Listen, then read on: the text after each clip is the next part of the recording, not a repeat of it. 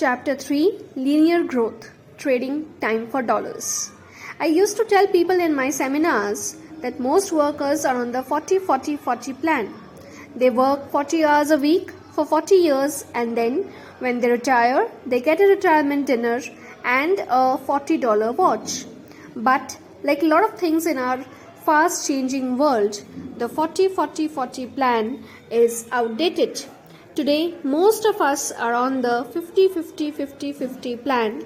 Nowadays, we work for 50 hours a week, 50 weeks a year, and for 50 years, and then retire on 50% of what we can't live on today. Time for money treadmill. The 50-50-50-50 plan is the classic example of income creation because it's based on linear growth. The math to calculate linear growth income is very simple.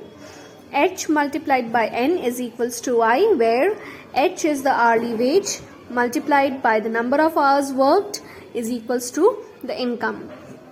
So the definition of linear income is the outcome is proportional to the input. In layman's terms, that means you get out what you put in. Nothing more, nothing less. In linear income growth, 1 unit of time equals 1 unit of money. As a result, the only way to increase income based on linear growth is to work more hours or get a raise. Now, at first glance, linear growth seems pretty fair. It rewards people who are paid a good hourly salary and are willing to put in the hours. But the problem with workers earning income based on linear growth is that they'll always have a cap on their income, no matter how much they earn per hour. The painter and the professional. To best illustrate the limitations of linear growth, let's look at two acquaintances of mine with two very different occupations, a house painter and a doctor. The painter's name is Gary, and he owns a small painting and wallpapering business near my home in Clearwater, Florida. Gary works hard. He is on the job early and he works until dark. He works weekends when he can. When Gary bids out a job, he figures his rate at $12 per hour. But after factoring in travel, time, trips to the hardware store and so on, it's probably closer to $10 an hour. If Gary is lucky enough to work for 10 hours a day, 6 days a week, here's what he will earn in a year. It is approximately $10 per hour, and per week his earning would be $600, and simultaneously he would earn $30,000 per year. Now, $30,000 per year is nothing to sneeze at. A lot of people would love to make $30,000 a year, but that's the most Gary will gross in a great year, when one good job follows another. But look at the price Gary has to pay for a great year. He only gets to spend 1 day a week with his wife and kids. He'll never make more than $30,000 a year, no matter how hard he works. He seldom gets time off, and when he does, he's too tired or too broke to enjoy it. Here's the worst part of working for income based on linear growth. Gary only gets paid once for the work he has done, which means once he gets his last paycheck, he is back on the time for money treadmill. Professionals, nothing more than high-priced house painters. Now let's go back and revisit John Smith, who earns $150 a year in his medical practice.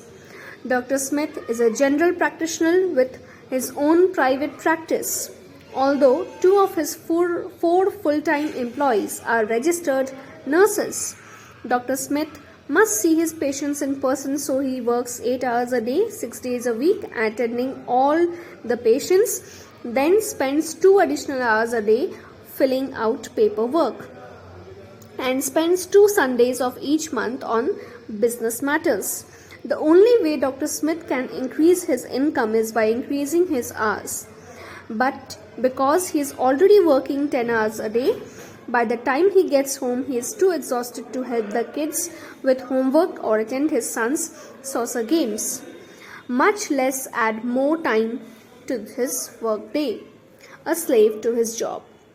True, Dr. Smith makes a lot of money, but the trade-off is he is a POW, a prisoner of work. He feels trapped, is frustrated, angry, and unhappy, but he doesn't know what to do about it. So he just keeps going back into the salt mines, trading time for dollars, hoping that things will get better, but knowing in his heart they won't.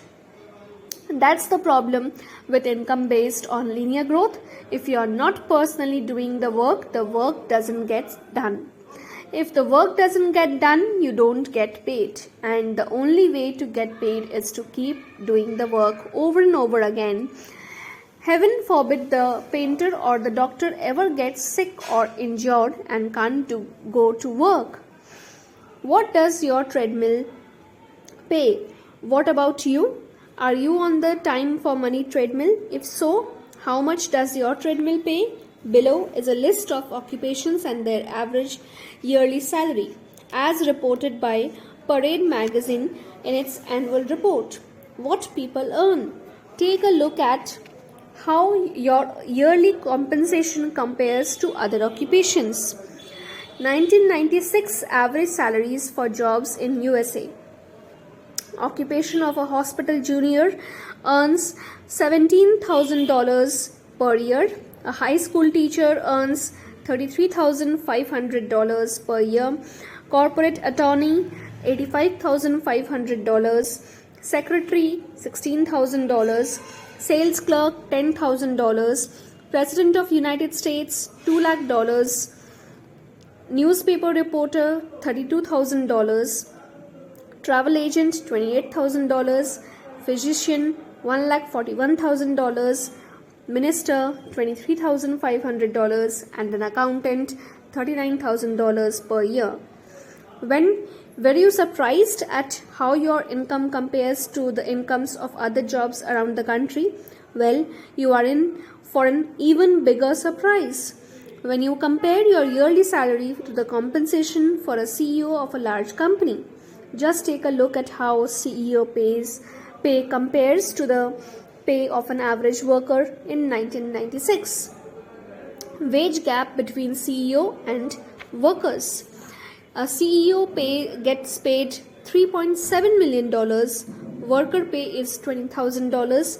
Ratio is 187:1. Isn't that amazing? How one person at a company can be worth $3.7 million while the rank and file worker at the same company is worth only $20,000. How can that be? You may ask yourself. Breaking the time for money trap with leverage. I can answer your question in one word: leverage. You see, when a typical worker trades his time for dollars, his income is growing in a linear fashion. 1 unit of time equals 1 unit of money. The worker is earning 100% of his own singular efforts. The CEO, on the other hand, leverages his time and talents through his employees.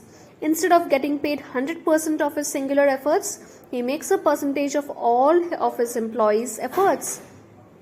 That's what John Paul Getty was getting at when he said, "I'd rather earn 1% of 100 men's efforts rather than 100% of my own." That's why leverage is so powerful. You can earn a little bit from the efforts of a whole bunch of people. A classic example is the Hershey candy bar. Hershey's net profit on each candy bar is only a penny or two at most, but they sell billions of Hershey's bars worldwide each and every year.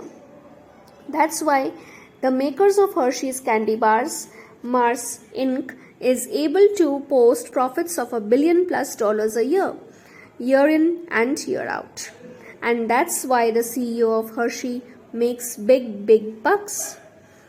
The Hermit and the Chainsaw. The concept of leverage is like the story of the hermit and the chainsaw.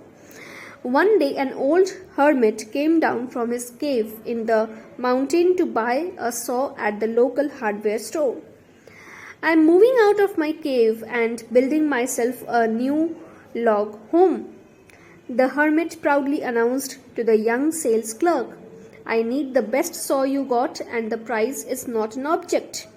The young sales clerk disappeared into the warehouse for a moment before returning with a gleaming new chainsaw. This is the best saw on the market, the sales clerk said confidently. It will cut through trees like a knife through butter.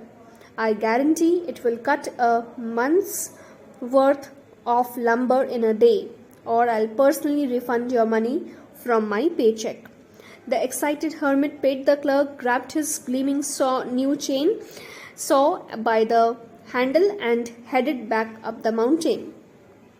Exactly 1 month later, the young clerk was busy stocking shelves when he heard the hermit's voice crack through the air like a whip.